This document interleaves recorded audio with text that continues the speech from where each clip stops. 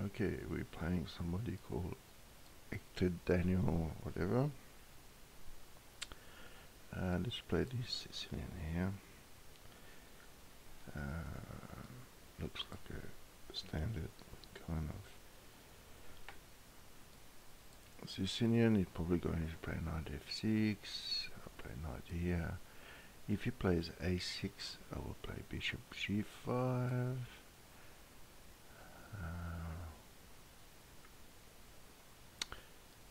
Pretty standard thing, pretty much book opening. I'll play my queen here.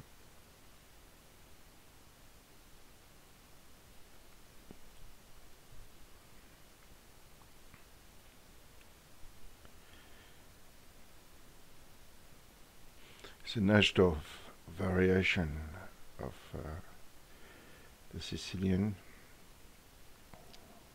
There's many other variations. You could have played queen c7, knight b d7, all sorts of things. Castle is probably a good move.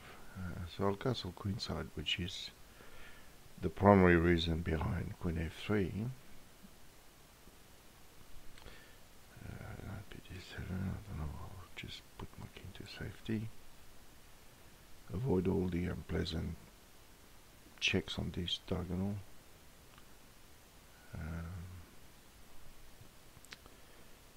Yes.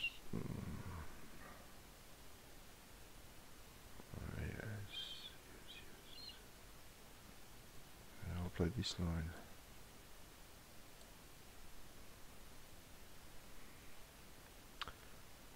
The pawn storm. Yes, b5 is predictable. Take there. If my mouse wants to work. Place with a knight, which gives me a tempo here.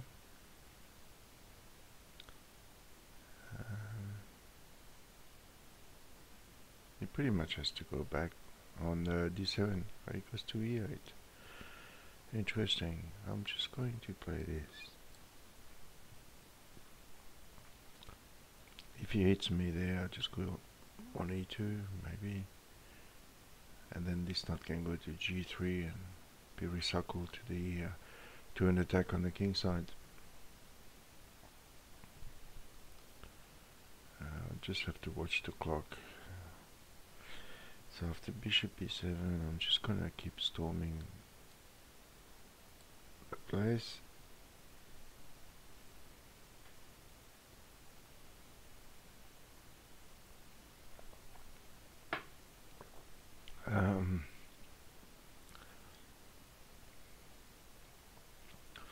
Of course, you can, in this position you can't move the f pawn because of knight takes. His best chance really is to continue with this, but now with knight to d2, I sort of strengthen everything. I'm just going to play knight d2 anyway, which has the purpose of anticipating the b4 push and defending this pawn, this knight on d4.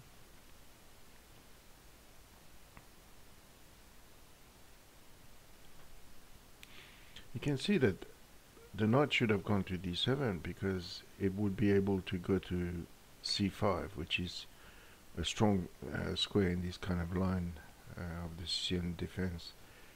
But instead he's put it there, which just perhaps he should play knight here with a view to defend that and then push the f pawn. But pushing on the side where you're attacked is never a good thing. It's not recommended. You're supposed to play on the other side. So now he plays g6, which I think is sort of weakening again. It gives me a target here to open the file.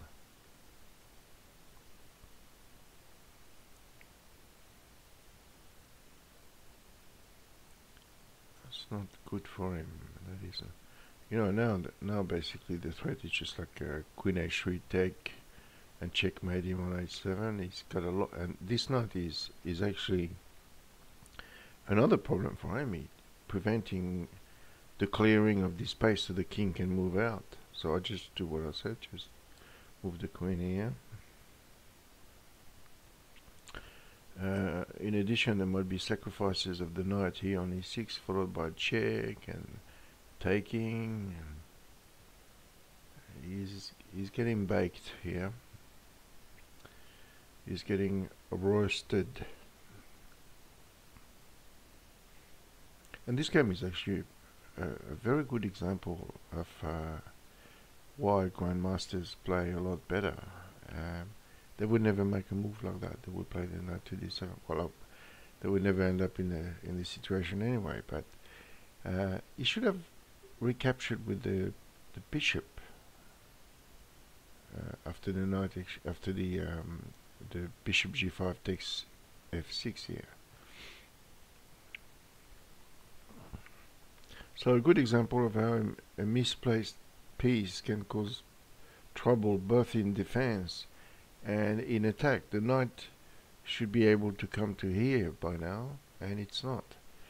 So what does he do? He plays f5, which is just, I mean, I could take here, but I'm not going to even take there. I just take here on g6, and the game is pretty much over. Pretty much over.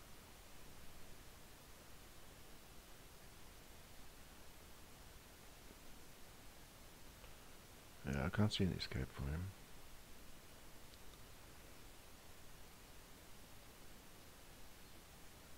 No, and he's in his last minute. He's 2 minutes down in this position. It's just a complete disaster. So he plays this. I just take with the queen, and he's just postponing the problem. He's not fixing it. Now there's just, I think he cannot stop the checkmate on h8. He just cannot stop it. If he plays bishop f6, queen mates, it's curtains, I think. So he plays a token move, and really, there's nothing else. Checkmate.